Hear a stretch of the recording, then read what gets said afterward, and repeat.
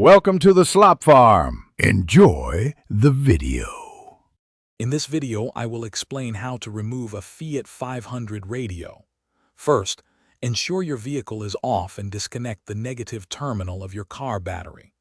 This crucial step prevents any electrical shorts or damage during the process. Next, gather your tools. You'll need plastic trim removal tools and a suitable screwdriver. Finally, place a soft cloth over any dashboard surfaces to protect them from accidental scratches as you work. Now, let's move on to removing the dash trim.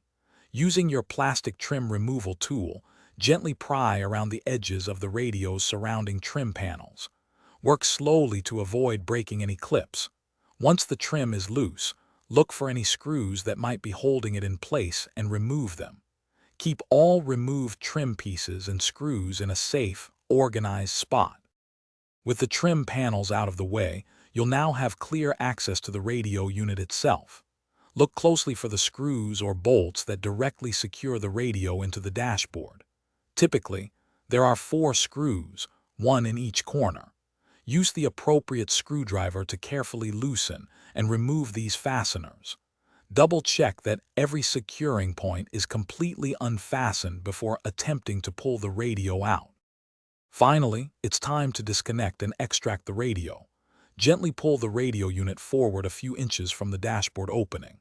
This will give you enough space to access the wiring harnesses and the antenna cable at the back. Carefully unclip each connector and then detach the antenna. Once all wires are free, you can carefully slide the entire radio unit completely out of the dashboard opening. You've successfully removed your Fiat 500 radio. Thanks for watching. Consider subscribing if we helped you today.